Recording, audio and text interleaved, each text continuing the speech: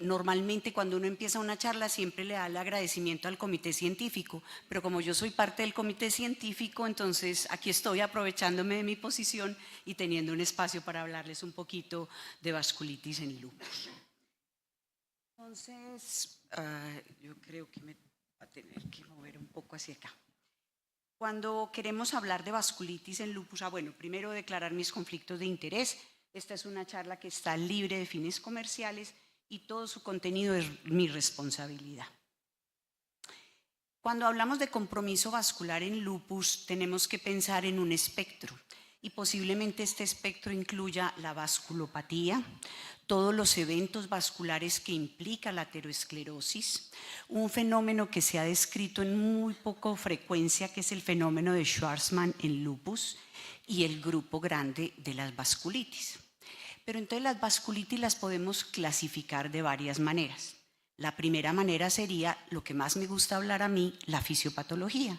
Entonces, primero podemos pensar que es una enfermedad mediada por complejos inmunes, en las cuales una alteración en los linfocitos T y B generan estos anticuerpos que van a reconocer antígenos propios, se van a volver solubles, se depositan en el endotelio, inducen la activación de las células endoteliales, expresión de moléculas de adhesión, reclutamiento de células inflamatorias y lesión del vaso.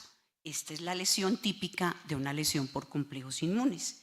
Pero en las vasculitis en lupus pueden ocurrir otros eventos fisiopatológicos. Un segundo evento sería la presencia de anticuerpos dirigidos contra las células endoteliales. Esos anticuerpos van a reconocer en las superficies de estas células algunos antígenos, inducen activación de las células endoteliales, producción de citoquinas proinflamatorias, aumento de las moléculas de adhesión, reclutamiento celular y lesión tisular. Pero, curiosamente, en lupus también puede ocurrir un tercer evento fisiopatológico, y es que los ANCAs tengan un papel en desarrollar vasculitis en este grupo de pacientes. Y sabemos que los ANCAs se producen porque unos neutrófilos que han sufrido una activación previa expresan en su superficie antígenos como la mieloperoxidasa o la proteinasa 3. Estos son reconocidos por anticuerpos. Se produce una activación del neutrófilo que al liberar sus mediadores inflamatorios activa el endotelio, y esa lesión endotelial recluta más células y produce la lesión vascular. Entonces tenemos que la podemos clasificar por 3 eventos fisiopatológicos. Y en esos 3 eventos entonces ocurre otro tipo, no puedo dejar olvidar el fenómeno de Schwarzman, que aunque lo puse como un fenómeno pegado ahí como de las vasculitis, es un fenómeno vascular que se describió en las meningococcemias y se ha presentado en lupus asociado al desarrollo de coagulación intravascular diseminada, pero puede semejar un cuadro idéntico a una vasculitis, pero la fisiopatología parece ser por una mediación de activación del complemento desmedida en presencia de una coagulación intravascular, muy similar a lo que se ve en meningococcemia. Pero entonces hablamos de los 3 mecanismos. Y esos 3 mecanismos podrían permitirnos clasificar también las vasculitis en lupus en 3 tipos. Las mediadas por anticuerpos dirigidos, ¿ahora qué hice?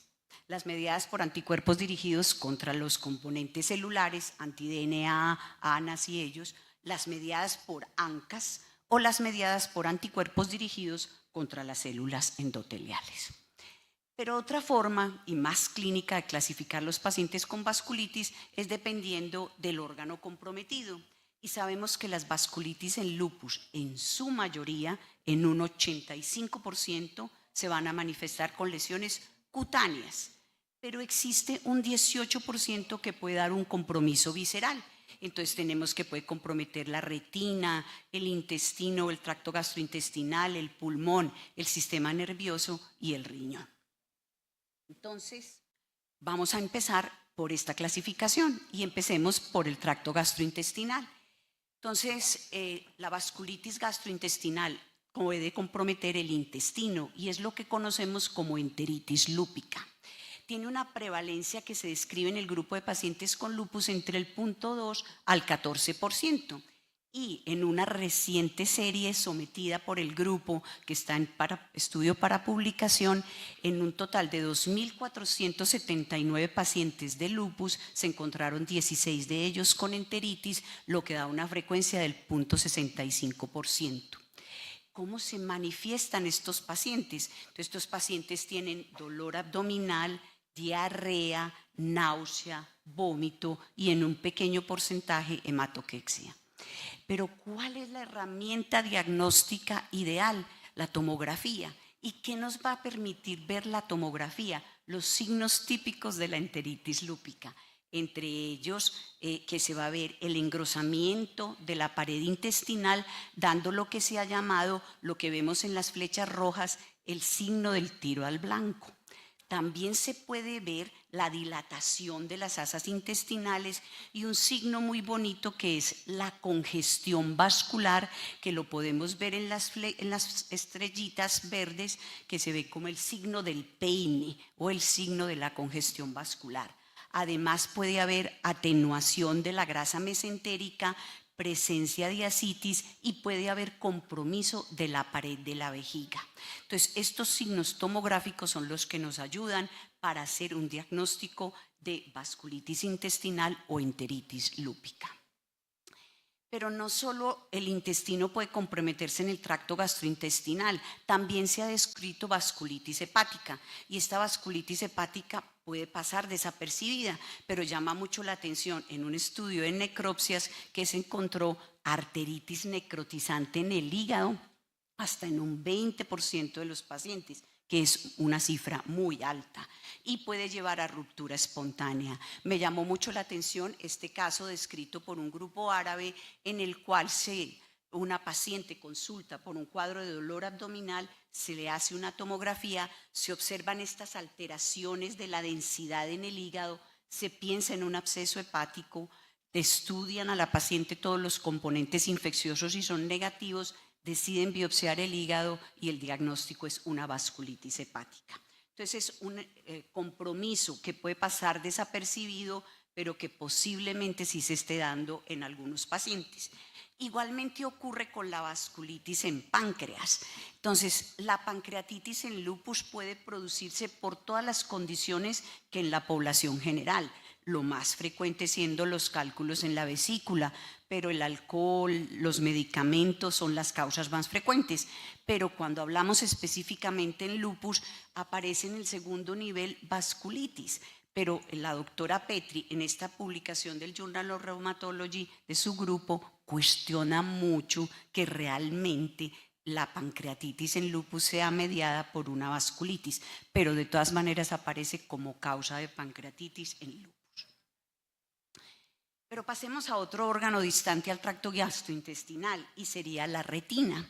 Entonces el compromiso vascular en retina en lupus puede ser de diferentes tipos. Uno de ellos sería la microangiopatía, el otro sería la oclusión del vaso, pero también se da vasculitis. Y esta vasculitis puede producir unos hallazgos típicos en el fondo de ojo, en el cual se ve como un envainamiento de los vasos sanguíneos, se ve también los exudados algodonosos y se ven exudados duros, y no puedo mostrarles y señalarles, pero en el cuadrante inferior del ojo derecho se ve una zona en la cual se cortan los vasos y hay como una zona que tiene poco flujo de sanguíneo. Eso es característico de que hay un proceso inflamatorio vascular. Casi siempre, si hay presencia de vasculitis retinal, hay una actividad grave de la enfermedad, se asocia a mortalidad, y algo que aprendí del doctor Uribe me decía: si la retina está enferma, el sistema nervioso central está comprometido. Entonces eso es posiblemente, siempre que vemos vasculitis retinal, pensar que algo más está pasando. Y se ha llamado este tipo de hallazgos como una retinopatía de Purcher, que es una retinopatía que se produce con estos exudados algodonosos después de algún trauma severo de tórax o del sistema nervioso. Entonces semeja en los hallazgos del fondo de ojo. Pasando a otro órgano, podríamos hablar de la vasculitis pulmonar. Esta se presenta con un cuadro de tos, disnea, fiebre, dolor torácico, y solo en 60% de los casos da hemoptisis. ¿Por qué? Porque 40% de esta puede pasar asintomática. Entonces es una hemorragia alveolar en la cual el paciente no muestra que esté sangrando, entonces hay que estar muy pendiente. Se asocia a alta actividad de la enfermedad, es una manifestación grave, tiene una mortalidad que puede llegar hasta el 35%. El diagnóstico es siempre pensar en que eso está pasando y utilizar ayudas como la tomografía, la broncoscopia y el lavado broncoalveolar con el test de alícuotas. Hace unos pocos años se describió un síndrome que se llama el síndrome de Copa. Y el síndrome COPA es una deficiencia del gen COPA y miren qué produce. Produce hemorragia alveolar, enfermedad renal y artritis. Y puede producir también enfermedad pulmonar intersticial. Entonces uno diría, eso puede ser un lupus. Y miren ustedes que cuando lo comparan con lupus, solamente disminuye la intensidad de las presentaciones, de las manifestaciones, pero es casi que idéntico. ¿Y qué es esto de copa? ¿Qué es copa?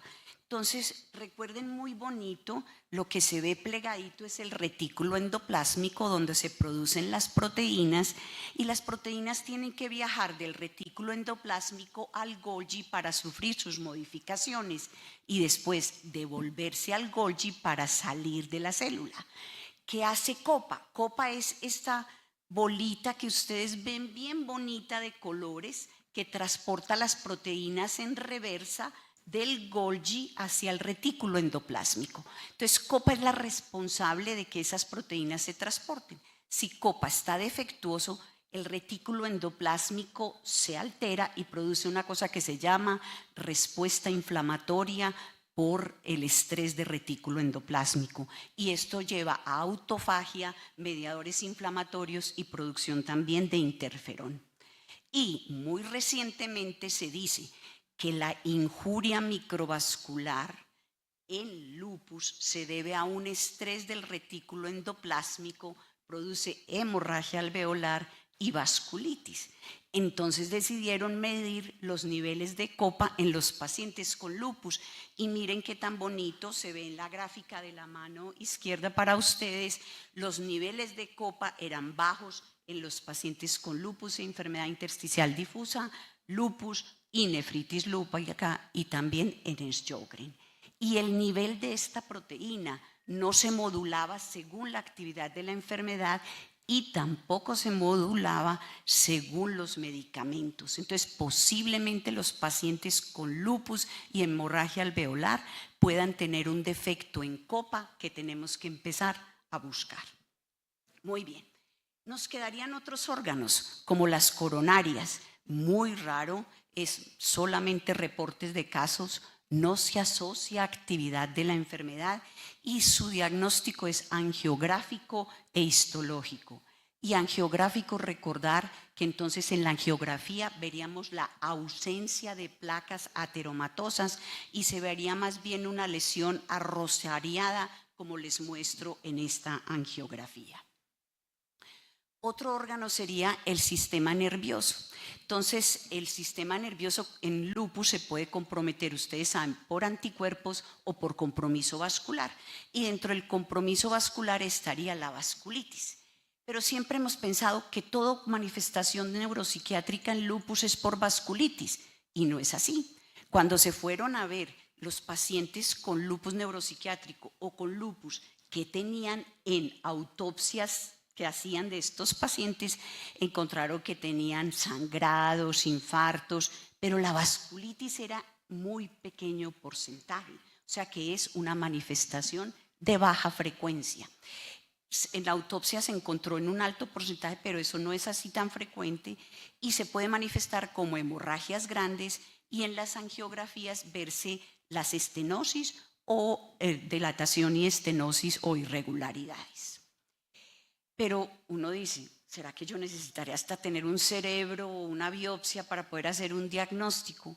Entonces las imágenes nos están ayudando y los nuevos desarrollos tecnológicos en resonancia nos han permitido utilizar una herramienta que se llama que habla de intensidad de la pared del vaso. Y esto lo hacen los resonadores 3T o T3, pues como se diga. Ok, ¿qué es lo que trata? Entonces, los hallazgos en estas resonancias lo que tratan de diferenciar, por ejemplo, es lesiones producidas por aterosclerosis, lesiones producidas por vasculitis o lesiones producidas por la enfermedad espástica reversible del sistema nervioso central. Y miren ustedes que se hacen características diferentes en T2 y en T2 yo puedo ver que en las vasculitis está ausente la intensidad en T2. En cambio en aterosclerosis está presente. Puedo mirar el engrosamiento de la pared del vaso en T1 y ustedes pueden ver que es circunferencial y esto es lo más bonito. Si ustedes alcanzan a ver en la resonancia se ve el vaso con la hiperintensidad en T2 ocupando toda la circunferencia del vaso. Si eso fuera por aterosclerosis sería más excéntrico, no circunferencial. Y la intensidad, el realce de toda la pared se ve en todo el vaso. Entonces, esta nueva técnica que mide la intensidad de la pared del vaso es una buena herramienta diagnóstica si se sospecha vasculitis del sistema nervioso central. Para el nervio periférico, voy a referirme a una cohorte de un grupo español en el cual evaluaron 524 pacientes con lupus y encontraron neuropatía periférica en 13%. La mononeuropatía fue la más frecuente, pero la polineuropatía distal también fue de manera importante y siempre se caracteriza por ser una neuropatía axonal y puede ser sensitivo-motora. Y ellos evaluaron 9 biopsias y era clara la vasculitis de la vasa nervorum, como en esta fotografía publicada por el grupo de la Nacional, en la cual se ve el infiltrado inflamatorio claro alrededor del vaso en la vasa nervorum. ¿Puede haber vasculitis renal? Sí, es rara, solo se presenta en 0.6% de las biopsias y se caracteriza por ser una glomerulonefritis necrotizante segmentaria focal y con necrosis fibrinoide como se ve en la figura. 15 a 20% de esos pacientes son ANCA positivos y el P-ANCA es el ANCA dominante. No pueden ser negativas a los inmunocomplejos, entonces están simulando casi que una lesión como la observada por los ANCAs. Pero existe un subgrupo de pacientes en lupus que pueden hacer también este tipo de glomerulonefritis que no tienen ANCAs y que todavía no entendemos cuál es el mecanismo que la está mediando. Muy bien. Piel, dijimos que es el 85%. Pero de esto es lo que más frecuentemente leen y por eso lo dejé a lo último. ¿Cómo puede presentarse las lesiones vasculares en piel? Como vasculitis de pequeños vasos o vasculitis de grandes y medianos vasos. Y puede ser una vasculitis urticarial, leucocitoclástica, como nódulos o como pápulas. Entonces vemos que la vasculitis de pequeño vaso es la manifestación más frecuente y como el tipo leucocitoclástica, y esta es la clínica que podemos encontrar en nuestros pacientes. Puede presentarse también como una urticaria vasculítica, compromete pequeños vasos y son lesiones que pueden ser típicos abones de una urticaria, pero pueden ser dolorosas, se mantienen en el mismo sitio por al menos 24 o 48 horas y cuando se resuelven dejan una hiperpigmentación residual y pueden acompañarse de hipocomplementemia. También puede haber vasculitis de medianos y grandes vasos que puede manifestarse como púrpuras con bordes retiformes, ulceraciones o necrosis o nódulos subcutáneos. Y pueden existir también un subgrupo de pacientes con lupus que hagan crioglobulinemia. Entonces recuerden ustedes que las crioglobulinas son globulinas que se precipitan a bajas temperaturas y que su manifestación más frecuente va a ser la púrpura palpable, las lesiones que podemos ver aquí con púrpura o con úlcera, y la tríada es que haya vasculitis cutánea, presencia de factor reumatoide en lupus e hipocomplementemia C4. Eso, y en presencia de una púrpura te debe hacer sospechar que puede haber una crioglobulinemia. Y recordar que la crioglobulinemia más frecuente en lupus es de la tipo 2 y 3, que se caracteriza por púrpura, por úlceras o necrosis. Muy bien. Entonces, este es un cuadro que trata de resumir las múltiples formas en que la vasculitis en piel puede presentarse en lupus. Y estas son estadísticas del trabajo de la doctora Drenkard, en donde participó el doctor Mauricio Abello, otro colega de aquí de Colombia, del año 97, y ellos encontraron que la lesión más frecuente son lo que llamamos las lesiones puntiformes, que los encontraron en 111 pacientes de 160. Pero todo este espectro, púrpura palpable, petequias, urticaria, paniculitis, necrosis, livedo, infarto y hemorragias en astilla, como lo vemos aquí en este panorama, pueden presentar o ser la manifestación de una vasculitis en lupus. Cuando ellos hicieron los estudios histológicos fue muy interesante porque siempre pensamos que podría ser solo un tipo histológico y no, en todas las múltiples formas de presentación que encontraron en el estudio de la doctora Drenkard, de púrpura, urticaria, úlceras, encontraron pacientes que tenían vasculitis leucocitoclástica, vasculitis neutrofílica, vasculitis linfocítica, combinación de varias de ellas, o sea que el hallazgo histológico puede ser, aún con diferentes manifestaciones clínicas, de diferentes tipos.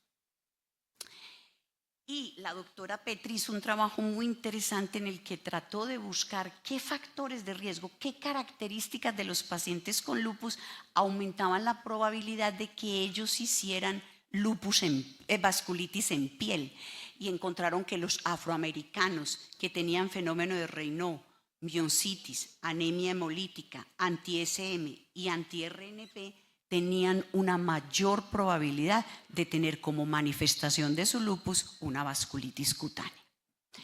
Entonces hemos clasificado por diferentes tipos y todo, pero nos queda que la clasificación que más frecuentemente se utiliza en vasculitis es el tamaño del vaso. Y hemos hablado de que lupus tiene mediano y pequeño, pero tiene lupus también grandes vasos.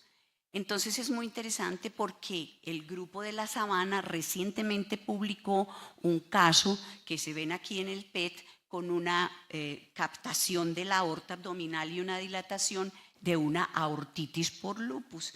Y hoy en los casos de residentes acaban de presentar una arteritis de células gigantes en una paciente con lupus. Entonces otros vasos pueden estarse comprometiendo y vasos grandes. Pero lo interesante fue que esta paciente la llevaron a cirugía y lo que se encontraron fue una vasculitis linfocítica mediando una aortitis. Entonces es bien interesante. Entonces, el espectro de la vasculitis en lupus es muy amplio, como el espectro de las flores que se utilizan para hacer la selleta clásica que es típico de esta región. Y eso era lo que tenía para contarles. Mil gracias.